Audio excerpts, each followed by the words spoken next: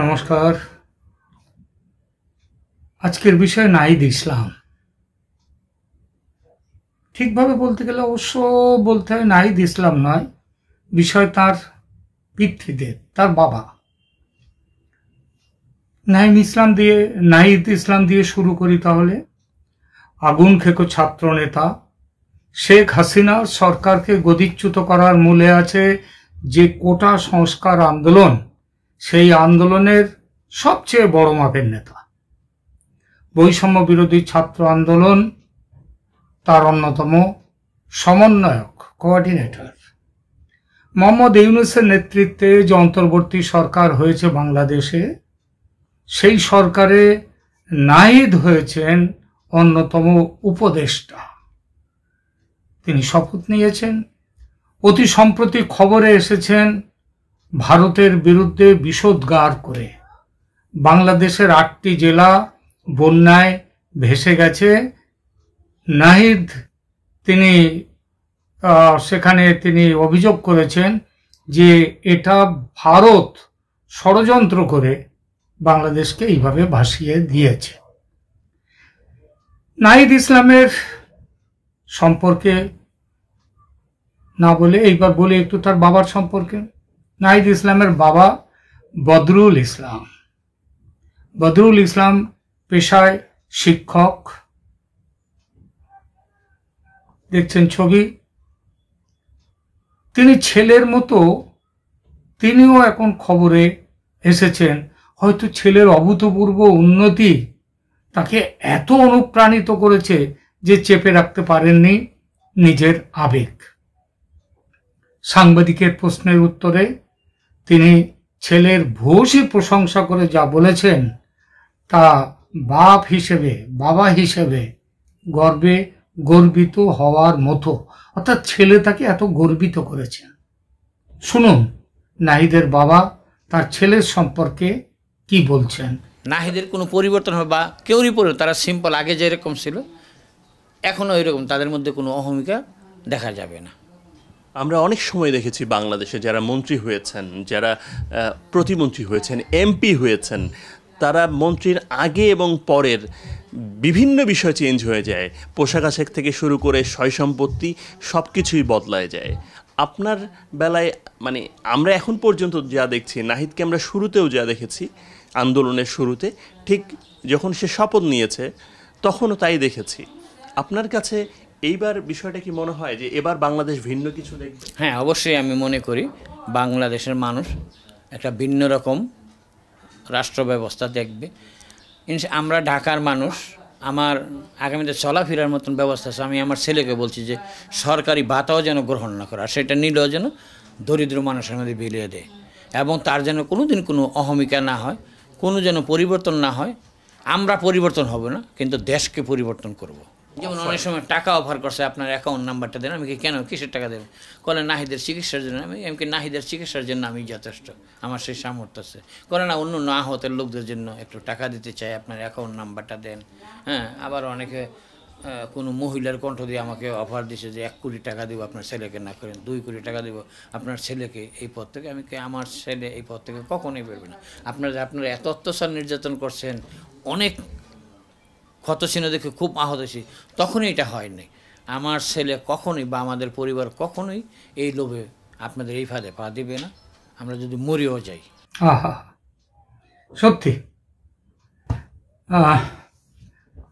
একেবারে গর্বিত পিতার ভূমিকা। পুত্র গর্বে গর্বিত পিতা, এ পর্যন্ত বেশ ঠিক ছিল। কিন্তু নাহিদ নিজেও তার পিতা গর্বিত, তার জন্য আনন্দিত হতে পারতেন। কিন্তু তারপরে এমন একটা ঘটনা ঘটে গেল যে সেটা কিন্তু আর পিতা গর্বিত হতে পারে, কিন্তু ওই পিতার পুত্র হয়ে নাহিদ কতটা গর্বিত হতে পারবেন নাহিদ ইসলাম, সেটা নিয়ে কিন্তু বেশ প্রশ্ন করা যায়। নাহিদের পিতা পুত্রের এই অভূতপূর্ব উন্নতিতে এত গর্বিত হয়ে গেছেন, এত আবেগদীপ্ত হয়ে যে কথাগুলো বললেন সেগুলো শুনলেন। সেই আবেগের বশে ওই সময় না হলেও তিনি আর ওই সময়ে ওই সুযোগে তিনি কিন্তু আর নিজেকে ঠিক একটা বসে রাখতে পারেননি। এবার সেই কথাটা একটু শুনে নিন। তিনি কি করেছেন শুনলেন যে নাহিদের পিতা ওরা ঢাকায় থাকেন, তিনি ঢাকার এক স্কুলের শিক্ষক, এটাও শুনেছেন। তো স্কুলের লিফটের মধ্যে তিনি কি করে ফেললেন জানেন? তিনি তার এক ছাত্রীর শ্লীলতাহানি করলেন।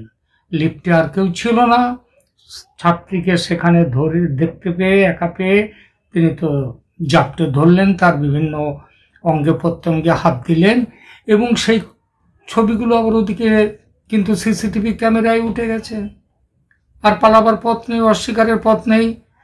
ফলে পরে সেই ঘটনা নিয়ে কি হলো, এইবার সেই বিষয়টা একটু দেখুন, সেই জিনিসটা একটু দেখুন।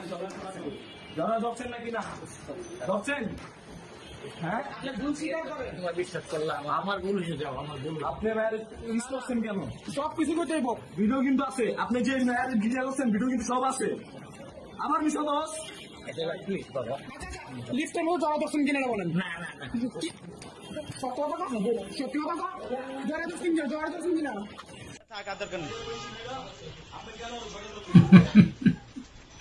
আচ্ছা থাক।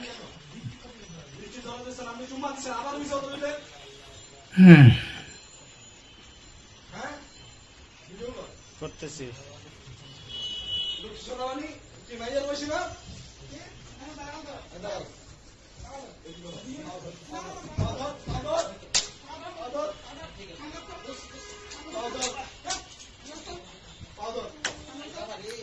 দেখলেন? তো আচ্ছা ধরুন তো, এই অপরাধ যদি উপদেষ্টা নাহিদ ইসলামের বাবা না হয়ে, মানে এই অপরাধটা যদি তার বাবা না করে কোনো আলিম আলী হাসান ভাসান কিংবা হিজিবিজি গাজীর বাপা, হিজিবিজি গাজীদের বাপ করত, পুলিশ কি তাকে গরাদের বাইরে রাখতো নাকি ঢুকিয়ে দিত ভেতরে? বৈষম্য বিরোধী ছাত্র আন্দোলনের নেতা জনাব নাহিদ ইসলাম, খুব বড় বড় কথা বলেন আপনি, দুইটা কথা আপনার লাগে। দোষ আপনি করেন নাই, করছেন আপনার আব্বাজান, আপনার দায় নাই বটে, তবে নেতা হিসাবে, উপদেষ্টা হিসাবে একটা দায়িত্ব তো আপনার আছে। ঠিক বললাম? ঠিক কইছি?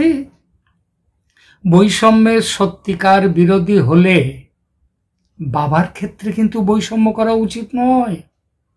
বাবাকে আইনের জিম্মায় তুলে দেওয়া উচিত। দেবেন নাকি আপনার বাবা বলে ক্ষমা কইরা দিবেন? জনাব নাহিদ ইসলাম, শুনছি লেখাপড়ায় তেমন একটা ইয়ে নন আপনি, তবে ইংরেজিতে একটা খুব প্রচলিত কথা আছে, সেটা নিশ্চয়ই শুনে থাকবেন। কথাটা হলো, চ্যারিটি বিগিনস অ্যাট হোম। ঘরের ভেতর থেকে, নিজের বাড়ি থেকে আর ঠিক করতে হয় আগে কি করবেন। পিতৃদেবের হাতে হাত কড়া পরাবার সাহস সেটা আছে আপনার? নাকি বৈষম্য করবেন? বৈষম্য বিরোধী ছাত্র আন্দোলনের নেতা নিজের পিতার ক্ষেত্রে বৈষম্য করবেন? কি কন? আমরা কিন্তু নজর রাখবো, আমরা দেখব। ভালো থাকবেন সবাই। আজ এই পর্যন্ত, ধন্যবাদ।